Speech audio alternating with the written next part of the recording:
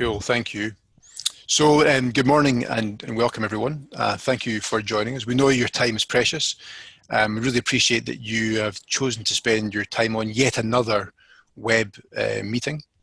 For those of you who don't know me, my name is Scott Campbell. I'm the head of GIS technology at Eagle. And for those of you who don't know Eagle, we represent Esri technology in New Zealand and the South Pacific. So we've been asked here this morning by Zag to present together on a topic which is about bringing information, systems and people together. It's the idea of ge-enabling, or bringing a geographic location to enterprise systems and information also.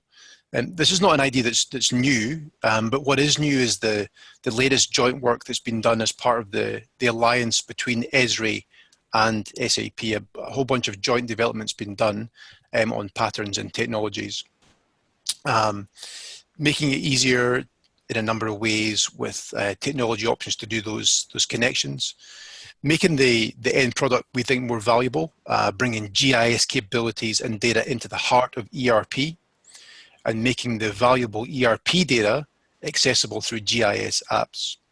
But also what is very new, and that I'm excited to say, I think as of yesterday, I believe, is that Zag are now Esri's newest partner, making them unique in New Zealand in having both an Esri and an SAP practice in-house. And Matty might speak a bit more about that in a little while. Speaking of Matty, we're going to draw upon a fair bit of experience, hopefully today, to take you through this topic. First of all, I'm happy to introduce Barry Hodges, who's a data platform architect from SAP New Zealand, and also Matty Sekula, who's head of spatial at Zag. So I've known both of these guys for many years, working together in this area that we're here to talk to you about today. That is the powerful combination of ERP and GIS. And hopefully you'll see this morning that this is an area which, just like Matty, Barry and myself, has indeed matured a great deal over that time. Next slide there, please, Beck.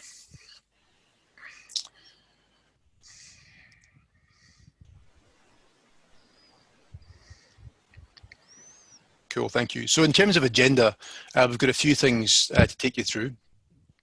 We wanted to bring that combined view of Esri's GIS and SAP's ERP technology goes. We wanted to share the latest developments, some of the key benefits, and also some real world examples. But we also recognize that today's audience comes from across the spectrum of exposure to both of these different technologies.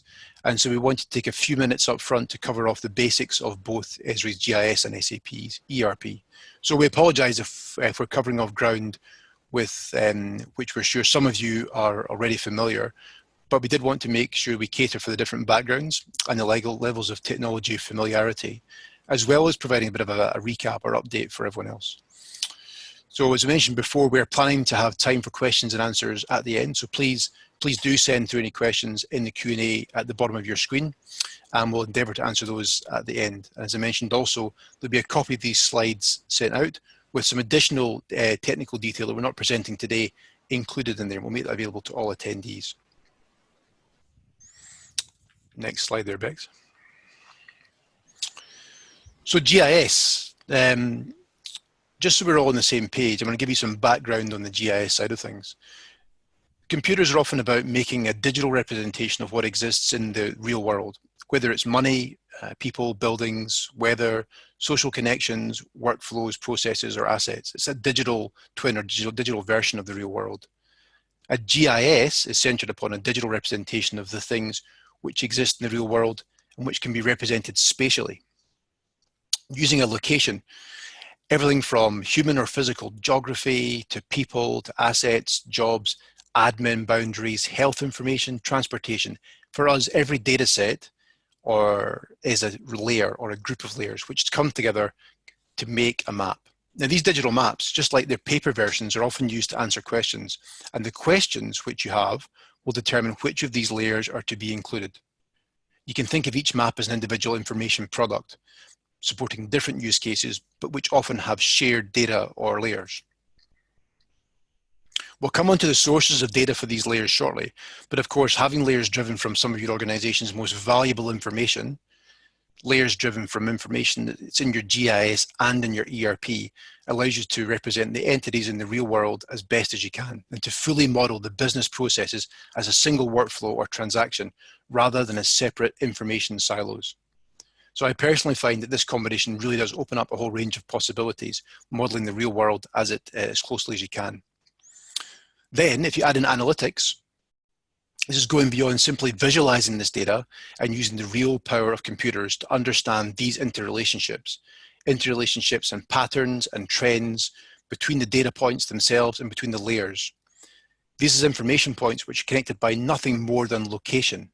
However, we know in the real world that location is a very important element in understanding cause and effect, demand and supply, and to model behavior and space over space and time. So moving a little bit away from the abstract concepts, today we're talking about Esri's GIS product, ArcGIS, which is viewed as the world's leading GIS technology. Next slide there, Bex. So GIS can be applied in many different ways, and below we've summarized the main patterns of use that we've seen locally and also globally. The obvious one is mapping and visualization, visually bringing together all those layers of information and allowing your very powerful brains to do the work of understanding what that means. Sometimes just looking at a map and seeing your data on a map is one of the most powerful things you can do. Managing the data behind it is also very important. So in order to map effectively, there needs to be a highly efficient means of storing and accessing such data, allowing the retrieval of just the information needed to answer the question. Selecting just the area of data from a potential national or global data set. For an enterprise, ideally this is a single source of truth, and SAP's HANA is set up to store this in native spatial form inside a HANA geodatabase. We're not just about being based in the office though, and field mobility has been the biggest growth area that I've seen in the number of professional GIS users in the last couple of years. Using apps such as ArcGIS Collector to take data into and out of the field, both online and offline. So whether you're tracking conservation dogs in New Zealand's offshore islands, or to identify areas covered or missed by personnel checking assets, or you're tracking your staff for health and safety reasons or for COVID contact tracing, this is where the mobile or field mobility patterns come in. And these are all examples we've seen actually in the last few months being heavily used. On the monitoring side of things, many New Zealand organizations are using ArcGIS to monitor information in real time from various live sources. IoT sensors, SCADA systems, live weather feeds, data coming from users with field apps. These are all information sources that come in that are changing location and state or both, often very rapidly. Collecting this monitoring information allows live GIS layers to be brought into the core enterprise data stores and used, for example, for alerting or analysis. Increasingly here in New Zealand, we've actually got plug and play capabilities for ingesting some of these standard IoT sources. The next pattern we're seeing a lot of adoption in is analytics. This is about going beyond the mapping and going deeper into understanding the patterns, the trends, and the underlying connections in your data, all surfaced through location. We'll come back to this shortly. The design and planning pattern is about having specific tools that have been developed on top of ArcGIS to allow the design and planning of everything from a building, supporting some BIM workflows, to a city or a national network of assets. This design pattern is particularly powerful when combined with analytics to understand the behavior of a proposed design under different scenarios. How will my transport network perform? What will be the sunlight or shading impact of my new building? What is the impact on rates and wastewater for a possible rezoning? We hope to have an announcement about some exciting planning developments also in New Zealand very soon. Decision support. Throughout the COVID-19 response globally, we have seen organizations bringing data together along with other live feeds in simple dashboards. Data-driven dashboards that allow decision makers to quickly see key derived metrics and how they relate to specific locations and geographies. And a number of these dashboards have really gone viral globally, such as the Johns Hopkins University dashboard, which is kind of the de facto source of COVID information for global, but also having local and regional dashboards or even organizational ones. The last two patterns we see a lot, used a lot, are really about taking information and making it available to others. The first of these is constituent engagement. And again, we've seen this being adopted a lot around the COVID response, where public information and dashboards or two-way engagements, allowing people to do trusted crowdsourcing through a map, have been very popular. And the final one is sharing and collaboration. We talked about breaking down the silos and securely sharing GIS layers between teams, between departments, between organizations, cities, and even countries. And this is key to that. So here in New Zealand, we see a great deal of sharing happening between responding agencies for COVID-19 and also in BAU between councils and, for example, their contractors. And when done correctly, this is an extremely efficient way to work. Just click there, Bex. So I just wanted to highlight analytics. I mentioned that that was a key area of focus for us. So if we just look at the next slide.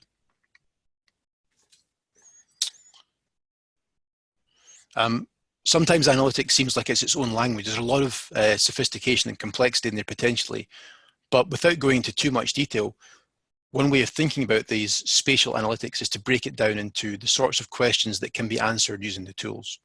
So at its heart, spatial analytics forms a set of sophisticated algorithms designed to make the most of computer processing using large and potentially complex data sets. There are hundreds of different algorithms that can be run, but these can be broadly grouped into understanding where something is located at the simple end, through to tasks identifying patterns and relationships between data points or data sets, to tools which are using the analytics to find relationships and identify optimal uses of resources, or indeed using these patterns and relationships to predict future states or outcomes. As we'll see shortly, it's already been seen overseas, there are significant opportunities in combining these analytics with valuable data from ERP sources, as well as powerful data and processing capabilities at the data tier. Next slide, please, Bex. Powering all of these capabilities is a combination of data layers. Traditionally, these layers were representing your own enterprise information, both from the geodatabase or the ArcGIS data store, and from wider enterprise systems such as SAP ERP. However, recently there's been an explosion of other ready-to-use information sources such as web services, including securely shared layers representing data from other organizations, so that's that peer-to-peer sharing, and then layers representing publicly available authoritative data. This last group is an amazing resource, and we've been working hard here at Eagle, along with Esri globally, to create a whole set of layers. In New Zealand, we've been working with New Zealand government and other sources to provide over 70 New Zealand specific layers, ranging from high resolution imagery to geology and demographics and census data. And most recently, we've had a number of layers created based upon authoritative data sources that are useful in responding to COVID, information on outbreaks and population. We call this curated data set a living atlas. And while it's curated by Esri and Eagle, it's populated by organizations like yourselves who have that authoritative public data. Next slide, please, Bex. So finally, how does this stuff come together? The capabilities and analytics we looked at earlier are combined with the private, public, and enterprise data to provide configurable applications that are used by organizations. These applications are designed to be configured and deployed to meet the various needs of the organization's workforce or stakeholders. As such, they range from desktop apps for the GIS professional through to smartphone apps for field workers or contractors and web applications for analysts or planners. They connect with the C-suite through data-driven live dashboards and engage public audiences with web apps for two-way trusted crowdsourcing, as well as open data and open insights initiatives. It's really about the right tool for the right job or person, but all connected to the same core sources of data and capability. You'll see how these apps complement those of SAP shortly, as well as how they can be integrated to create a seamless flow of information across the enterprise. And on that note, I'm going to pass over to SAP's Barry Hodges to take us through what is ERP and how this relates to geospatial. Great. Thanks, Scott. Appreciate that. Right, welcome everybody, and apologies I don't have my video on today. I've just got actually some technical issues with that, but nevertheless, we're not looking at me, we're looking at the screen, so no problem. Look, I think it's important just to, obviously, having done a 101 on GIS, let's just do a quick 101 on ERP. And not wanting to insult anyone's intelligence, obviously there are many of us out there that understand what ERP is, but sometimes we make assumptions about what ERP is, and it's possibly good just to go back and just have a level set on it. So if you know a lot about your organization and how it runs, then at the end of the day, you're going to know the basics of an ERP system. You know, we're all aware of finance departments, the team looks after procurement, the team looks after HR, and of course there are the teams that provide the frontline services.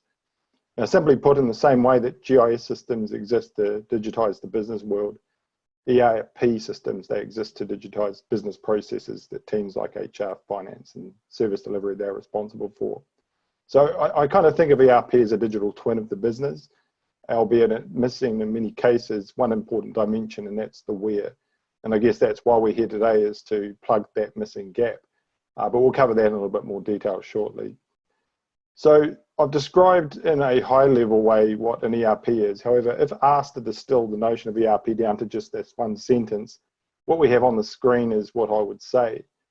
ERP is a system that optimizes the flow of information, materials, and cash in an organization. And it doesn't matter whether you're in the public sector or the private sector, this statement holds true, because information is effectively the demand signals coming from your citizens, your customers.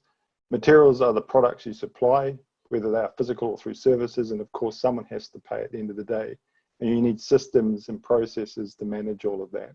So if we can go to the next slide, let's just have a look at a world example of that from the perspective of a public sector agency. So as I was saying just a moment ago, citizens demand or expect to receive services, and as an organization, it's your responsibility to deliver those services. Now that service catalog is potentially made up of supplier provided material. And what I mean by that, that could be physical assets, or it could indeed just be human services. It doesn't matter too much. At the end of the day, what you do is you procure services from suppliers, put them into inventory or a service catalog. That has a dollar value associated with it, both in terms of cost and also revenue.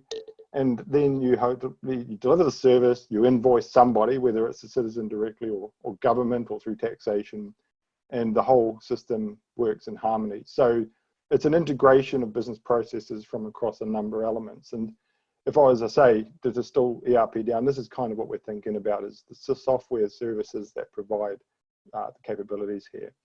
So we go to the next slide, and I'll take you through effectively what is SAP's perspective of an ERP. We are best known for the systems on the right, those HR, finance systems, and so forth. And on the left there, where we've moved into, is understanding what the service impact is on those that use those services or provide them, be it the customer, the citizen, the employees, obviously, and suppliers. There's a number of different elements we need to record to make sure that we're doing continuous improvement. So these systems all work as an ecosystem. And in the middle, the ecosystem is held together by a platform, an integration platform that brings together all the various technology that makes this whole world work in harmony. So from an SAP portfolio point of view, this on this page captures effectively the SAP business. But the ERP aspect that we're familiar with is those systems there on the right. So we go to the next slide, please, Bex. Now, what we're looking at here is effectively a description of business applications there that your organization is likely to have, or at least aspects of these applications. On the left, we see the types of applications that are driven very much from a spatial point of view. On the right are the applications that are driven from a business process point of view.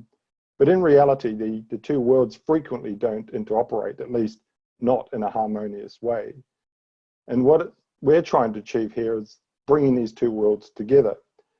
Take, for example, if you're a spatial reliant person, you are a field worker, and you're out looking after assets, you're going to not only need to know where your asset is that you have to go and work on, you're also going to have to know information about previous maintenance history on the asset, master data about the asset, And of course, that information sits inside the business application, but your focus is predominantly spatial in nature.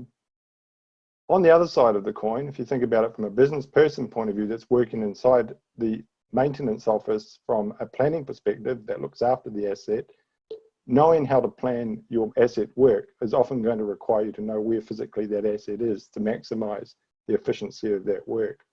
So again, it's a union of these predominantly disparate worlds. And it's the challenge that I see very frequently is customers asking me, how do we bring this information together?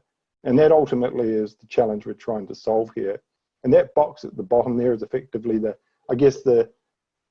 the main point we're trying to make in this whole presentation is that there has to be better ways to bring the spatial world and the business world together. And if we can do that, then we're going to make a massive difference in the way that we actually get about making better outcomes. So if we look at some of those outcomes on the next slide, just the sorts of things that we might achieve. So if we go to the next slide, please, Bex. There are many use cases that we could ultimately come up with where the union of these two data sets will have benefits. And we think about them under probably one banner, and that's situational awareness. Bearing in mind that ERPs are digitizing real world events in terms of those processes, which happen in a physical space and time. And if we can bring them together, then we're going to be much better off. So we think about the status of assets, employees, citizens. There's a number of different assets that we have to think about, not just the physical. And we consider an organization that maybe has an emergency remit. What is the status of my equipment? Where is my equipment? And what is the best configuration of that equipment in response to a particular situation? Or if you're in charge of grants, how are those grants being distributed into the community? How is the community impacted? Again, it's a marriage of the physical world, and often it's a marriage of financial data. Two different sets of data coming together to solve one problem. And again, a final example, what about flood control or rubbish collection? There's many examples where these sorts of things frequently require different data sets to come together in a harmonious and timely way. So that has been the endeavor of SAP working alongside Esri. So if we go to the next slide, we'll look a little bit more closely at that partnership. It started in the late 90s, where we began integrating Esri into our business analytics platform, BW. And over time, we've found many different opportunities to find synergy between our technology in SAP and the Esri technology. And you can see here, this partnership has been very, very productive in terms of what we've delivered in many different layers of the architecture, be it in the analytics tools, be it in the actual core ERP, be it inside some of the mobile device tools that we are bringing out. And equally, providing the integration in a bi-directional manner. It's not just about bringing the spatial to SAP, it's taking that SAP business data out into the ERP, out to the GIS world, I should say. Now, as you can see here, there are hundreds of customers that SAP and Esri have that are joint customers, and many of them have gone down the path of looking at how to integrate the technologies more closely. And we'll look at a few of those examples a little bit later on. And it's important to point out here that Esri was awarded SAP's Pinnacle Award Partnership in 2018 based on this relationship that we have. Now, I just want to highlight here before we move on to the next slide, there's a dominance, particularly in recent times, of putting HANA actually at the core of this integration. So as most of you will be aware, if you've had anything to do with SAP, HANA is our platform for managing a lot of our data. So we're building our S4 applications on it. In fact, our entire business suite has been rewritten to run on and optimized for our memory platform. So if we go a little bit closer into HANA and have a look at what HANA is on the next slide, we can have a bit of a view of just what we're talking about here. But I want to just highlight this because it's so critical in terms of these integrations and why it matters to build and focus your integrations at the data level. If we can do it at the data level as opposed to the application level, we actually can multiply the benefits, because it doesn't matter whether you access the data through the application level or through the GIS tool or through the BI tool, you're all benefiting from the integration if you can bury the integrations at the database level. So what we're doing with HANA, it's an in-memory platform designed to run transactions and analytics at the same time. And it does so on a series of engines. Now, built into those engines are several there that you can see, including the spatial engine. But we have others in there that when you start thinking about a business problem, they are very frequently the combination of multiple engines having to be used in concert one with the other to fulfill a particular problem. So if we go to the next slide, we'll give you an example of a customer that we've been working with. Just before, sorry, we get to that, I just wanted to mention that the platform underpins, as I said before, the SAP stack and our analytics stack, and we can also build out other applications on it. But there are also third-party applications that are also certifying with this, including the Esri technology stack running HANA as a geodatabase to push the heavy lifting of spatial analysis down into the database. So if we go to the next slide, as I said, I'll talk about briefly an example of a customer that we're working with in Europe, where they were out looking at ways they could optimize the movement of the clearing of vegetation from their assets that was potentially going to become a problem. And what this was the concatenation, as I was saying, of multiple capabilities in the one platform. So the use of spatial to know where physically in the world the vegetation was in relation to the assets, being able to search through all of the previous information, all of the maintenance records, and do text mining on that to understand what work's been done before, and using predictive to understand what is actually the right place to focus our energies on based on what we think is going to be the areas that are going to need attention sooner than other areas. But the point here is this is a union of spatial information with business information, along with a few other capabilities, all in the one platform.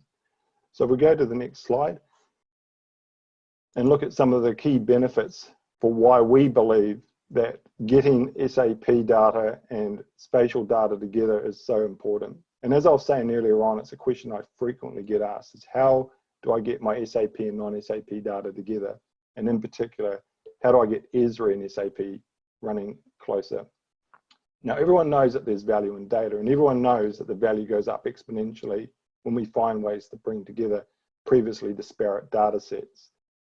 What we're doing here in this presentation is trying to help answer the question about how to bring spatial data and business data together for the benefit of the organization. And what are those benefits? Well, I believe that the simplicity is probably one of the key ones.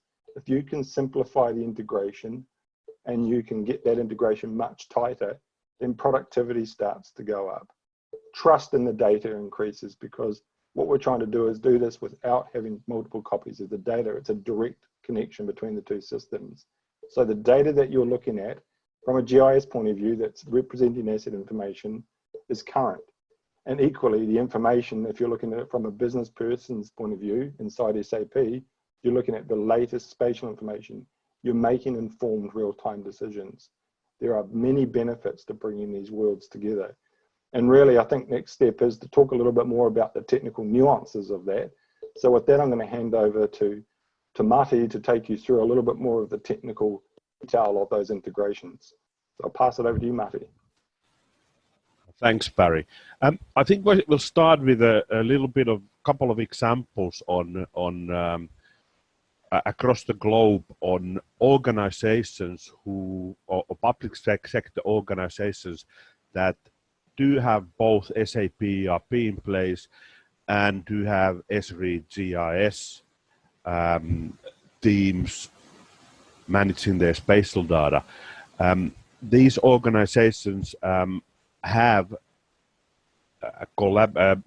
integrated together the solutions and come up with something that gives them a leading edge, that gives them a different view to the data. We're not gonna, every one of these, or most of these, have a little play tag there, which allows us to basically run a video that tells a little bit more about what is it these guys exactly did.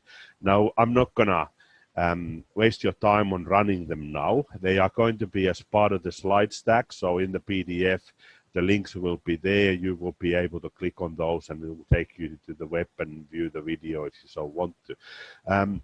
But there are lots of different ways of doing this. From a local government, creating megacity, smart megacity traffic,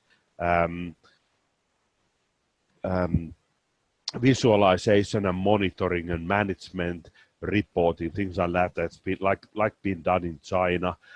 Emergency response. So The weather is getting worse. We basically messed up the weather badly, so we're going to get more and more of these periodical emergencies going on. So to manage that, location is very much a key for that. Traffic, road safety management, digital government, policing your law, and justice systems, things like that. Next slide, please. All the way to flood control, urban livability, so looking at trends and insights and how your public is actually doing. Traffic is an issue in Auckland, it's an issue in Wellington, it's an issue in Christchurch. Actually, it's becoming an issue in other cities as well in New Zealand. Ground control, noise control, there's a whole lot of different things to look at. Next slide, please. And one more click. And specifically police, we use that as an example. So we've done a little bit of work with police environments around the augmented reality on some proof of concept, some analytics like enabling spatial with business objects, mobile field work, that kind of stuff. But, and the next slide, please. In New Zealand, there is a lot of opportunity around integrating SAP and Esri together.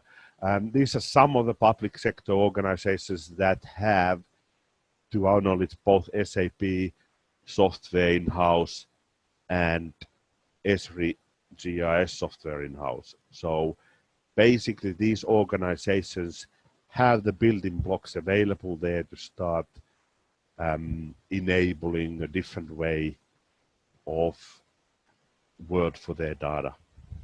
Next slide, please.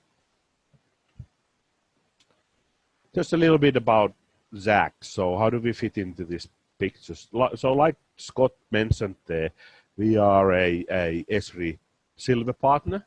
As of finally, I mean, it's taken a while to get that sorted out, but I think that COVID was more a problem there than us. So that happened yesterday. We finally signed everything. So we are now officially an Esri Silver partner. We are also an SAP Gold partner, the biggest partner here in New Zealand, to my knowledge. And how this actually works is we have a spatial team in Zag. Spatial core team is very experienced GIS professionals. All of us are around 20 plus years of GIS expertise. It's only 5 of us that just signed up my latest one yesterday. Only 5 of us so far. We expect to grow to 8 to 10 before end of the year. But on top of that, we also have 2 or 3 spatial experts on the SAP side of the fence, on the other teams. So the technologies team, we have 2, 3 developers there who are all getting Esri certified.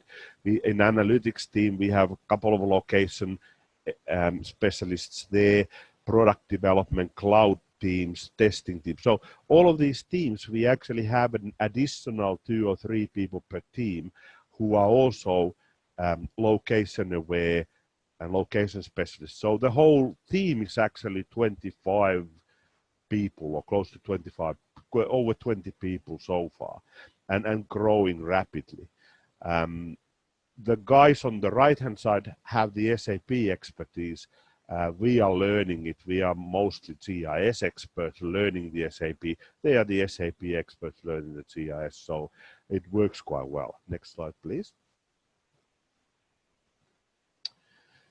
This is a bit of a click fest. I've reduced the clicks, but it's a similar kind of picture to what Barry was showing there before. So I'm going to talk a little bit about that. So SAP on the left-hand side, click please, Bex. There is already a whole bunch of applications in SAP suite that use Esri and Spatial as a mapping interface. All the way from analytics cloud to enterprise asset management, real estate management, field works, services, etc., things like that. Click again. That is typically done by these kinds of APIs, so a whole lot of different ones there. Next click.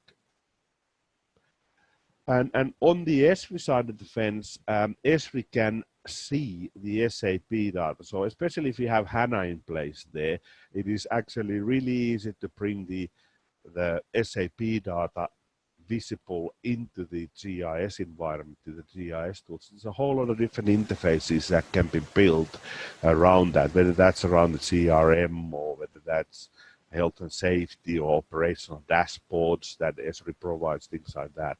Click again. And that is also done by the Esri API. So if you look at Esri and SAP together, there really are two main ways of integrating the data together. Typically, we would use the Esri JavaScript API for anything that is on cloud. If you have HANA in-house there, HANA Esri geodatabase in-house there, we would use Esri JavaScript API for that. If you don't have HANA, if you have some other spatial database, and HANA is not spatial for you, that also is possible. And then we would actually use a GEF, the Geographical Enablement Framework in SAP side, to access the information on the Esri side. So that gives us those two interfaces, basically, those two APIs give us the accessibility across SAP and Esri software. Next, please. Okay, so if we look at a little bit more about how would we bring data into the system and what can we then do with that? Again, we can bring to HANA a whole lot of data, a whole lot of different ways. It could be spatial databases or non-spatial databases that we then geocode and spatialize on the HANA Spatial. It can come from systems, it can come from file systems, CAD systems, GIS systems across the board. It can come from open source, via open source tools. I mean, there's lots and lots of data. And then the one really relevant concept to understand, which is specialist for or special for GIS, is the concept of spatial reference data. So in New Zealand, for example, we have a lot of spatial reference data that can be used across to bring into HANA to give additional value to the core data of yours. Next, please. That is then enabled via an Esri interface into to spatialize and showing as a location in the SAP side. And that there are additional tools there that Esri provides that we can use there, like your configurable mobile field apps. There's a whole bunch of them. We can enable self-service to business and to your customers if needed. And there's some additional trends and insights capability there to open up a little bit more location analytics. Next one. We can also use the Esri tools to geocode and navigate on a map and use those as services within the SAP spatial interfaces. Both Esri and SAP provide a whole lot of search and validation services. And then there's a HANA Spatial Services, which I'm going to talk next. But the idea here is that not all data has to sit in HANA. You can actually access additional services, real-time live services as well, and that's what these things on the right-hand side are. Next, please. Once more. Okay, so there's a couple of things in this. So these are HANA Spatial Services, and this is an area that is growing really, really rapidly. So basically, HANA Spatial Services, the idea there is that these are live or opened services that you can use to stream a layer into your map.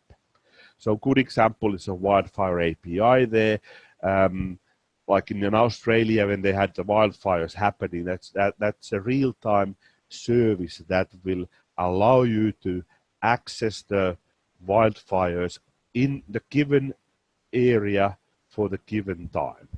So you can then switch it on as a layer in your system, and it will show you how the wildfires are developing on that area. Similar thing for weather, similar thing for vegetation on the surface of the ground or contour of the ground, so how ground might be moving or changing, points of interests, APIs, etc. Click again. So that those two there that I've highlighted are customizable. So the idea here is that with the model API, labeling tool API in HANA Spatial Services, we can also create additional streaming services using your own data. So you could look at your data, use the modeler then to create a service out of that, labeler then to put symbology and labeling around it, and then publish it out as part of the HANA Spatial Services to yourself, to your team, to your customers, to your contractors, or even outside. Next, please. On the other side of the fence, in the SAP environment, we have directories. So we have New Zealand Post and Land Information New Zealand data there, and some TomTom routing and points of interest data there that allows us to also do searching and geocoding validation type of services. Now, note that Esri provides that as part of their location services as well. So there are free services in the Esri stack we can use to do that globally too. Next. So, how do we make this all happen? Basically, there are two different programs there for you to get involved with. First one on the left-hand side is about discovering. So this is about looking at what is it that you could do with SAP and Esri in your environment. It's a global program, and Zach is the local specialist that can help you there. Basically, it's a 4-week program. Typically, there's no cost involved. There's an application link there. We also have 2 other slides in the system that we're not going to show you here, but that you can access and actually use to see what this program actually does. Let's say you looked at that, you know that SAP and HANA, SAP and Esri can give you value. The next one is the execute program. So this is another global program that we are certified. Zach is certified on, and your specialized local partner. Again, an assessment of this is done at no cost. So the idea with this one is that this will look at your data, wherever that is, and what kind of an effort is involved to create a HANA system, taking your spatial data into it, creating it as an Esri geodatabase from wherever it comes in, or even looking at other patterns. If you already have an SQL Server spatial, how could you use that as a sidecar data pattern in your existing system? So this is another program. Similarly, we have 2 different slides, additional slides there, one telling you about the steps, one telling you about what else you can do. Next, please. And then I'm handing it back to Scott. Cool, thanks for that, Matti. So hopefully we've given you a bit of an overview of the what of ERP and GIS integration, as well as the why, and some of the how. The how can be quite complex, and we haven't gone into a lot of detail, but we do have some more information on that in the slides that we can share. So for me, the big messages can be summarized with these 4 points. First of all, that we recognize that the silos between technologies are often reflected in the relationships between the teams, and this integration we're talking about today is an opportunity to break open those silos. We've already seen in New Zealand and overseas that geo-enabling these core enterprise data sources is incredibly valuable and offers some new insights by combining these 2 both technologies and data sets. Gives us opportunities to carry out some pretty advanced geospatial analytics and providing some intelligence or geospatial intelligence. There are also various drivers that we've seen for that move to integrate SAP and Esri, including looking to provide better decision-making tools, to better model real-world processes or entities, and also increase productivity or reduce costs. They're all key drivers that we've seen for organizations who are looking to embark on an integration pathway. And then also SAP and Esri together do have a joint development path, which allows you to take advantage of proven integration capabilities and patterns. We've covered some of these patterns today, like using the JavaScript API that Matty mentioned, using HANA as your geodatabase source, and then also potentially using GEF, the Geospatial Geographic Enablement Framework, to sync with other geodatabases. And we do have some more information available on these that we can share with you, but also some of those are worthwhile reaching out to the team to get more details on.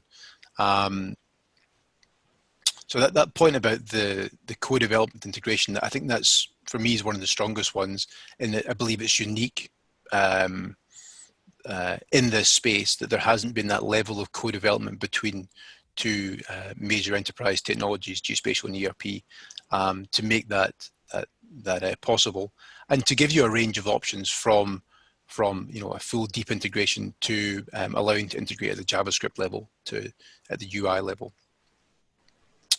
That was all I had from me. Barry, I'm going to pass back to you, perhaps, to give some final points to close there.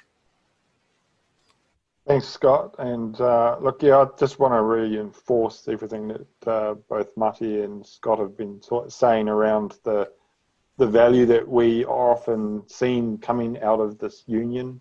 We've done a lot of work with as you've seen, with Esri to get these two worlds to come together in a more harmonious and efficient way. And we know that there is definite business value out there.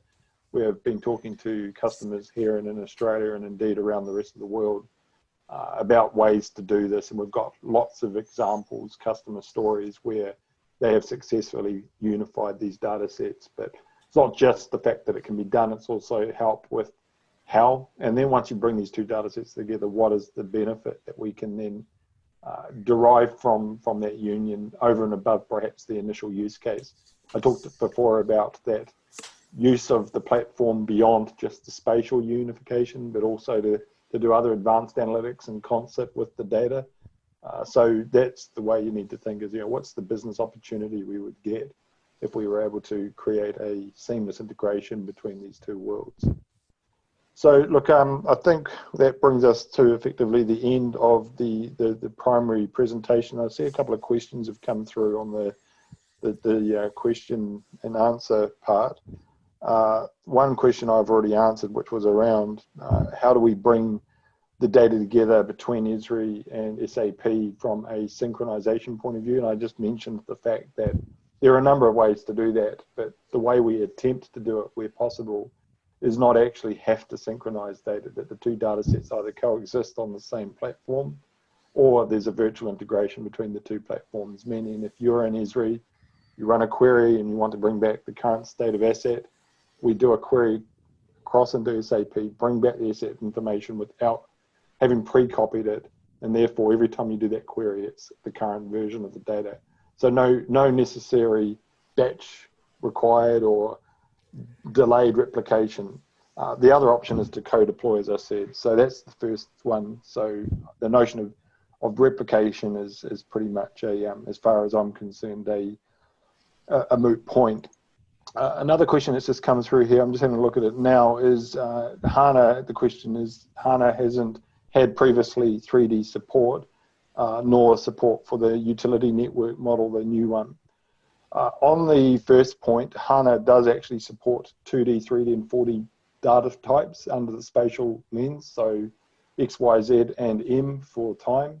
So we can render the data, store the data, and process all those data sets, but of course you need, on top of the HANA database, an application that can make sense of that data. So both SAP and of course Esri have tools that allow us to render and query and work with that data. Keep it in mind, HANA is not a GIS platform. It is a very good service layer for spatial functions and data types, but it's not a GIS. It needs the support of a GIS tool to be able to do these types of activities. So can I continue on that, Barry, a little bit? So specifically on the roadmap, there's also going to be some HANA spatial predicates and functions coming up. Those are currently on the roadmap for 20 to 21. So part of the slide stack, there are actually the current roadmaps that we have for HANA Spatial and for HANA Spatial Services. So they are actually included on the roadmap. So you can see there some additional functions that will be provided for the 3D data. But like the key thing I think there is that the 3D data itself is supported already in HANA Spatial. So that means that by the Esri geodatabase view, you will be able to access that. If you don't have Esri in place, then you're currently, you can store the data in 3D, but you'd have to have additional tools then to enable that somehow there. On the utility network side, the question was the new utility network, what's the roadmap timeline for that? So the read-only side of the network is already working, so that's already supported. So again, if we are using the Esri's UNME model or the utility network model, that can be supported right now. It's about the additional functionality within the HANA Spatial Database itself, where there will be additional functions and you know, supporting spatial queries and things like that. So currently there's no connectivity type of queries in the system yet, but those are also in the 20 to 21, the 21 plus timetable basically. Second question was around would we advise system integration pre-HANA or just upgrade to HANA? We can advise both pre-HANA and HANA. So our preference is HANA because it does make life a lot easier for us. Basically, what it means is that you can add additional value from not having to synchronize. You don't have to duplicate anything, any data. You just have basically a Esri geodatabase in HANA and the rest of the SAP data in HANA, and you can view them seamlessly. If you have a non-HANA database there as your geodatabase, then you have to build some synchronization processes. Then you basically have to use a GEF so that you can make these like identifiers created and all that kind of stuff needs to be done outside the database itself in the kind of web service and application tier. Hopefully that, but from our perspective, we absolutely will support any way you want to do spatial in SAP world. We can absolutely advise you there. There's also in the chat side there's a comment on the licensing, so I will hand that over to Scott and Barry to answer. All right. Where's that question coming from? That's under answer. Oh, that's actually my comment, I think. Oh. So they said, do you have any commentary on how licensing would work? One would be looking for a saving, bringing the worlds together. Okay, probably depends on where you do the integration, right? So if you're wanting to run both Esri and HANA on one physical database, we obviously need to just be mindful of the licensing that HANA is being used. Esri needs to run on a full use HANA database license. SAP, of course, can run on a runtime license. So depending on how that mix is being set up and whether or not SAP is on the runtime license or not, might force us to actually create separate databases to keep those two systems separate from a licensing point of view. But the integration still can happen in the sense that we don't have to replicate data between the two platforms. So we can set up database to database replication, but the key here would be to make sure we keep isolation on the physical database license from each system. But I guess probably the best way to look at that would be on a case-by-case basis to see what the optimization could look like. Just from the licensing perspective for Esri, we're talking about ArcGIS Enterprise here. So that's the back end component, which is going to consume that HANA geodatabase.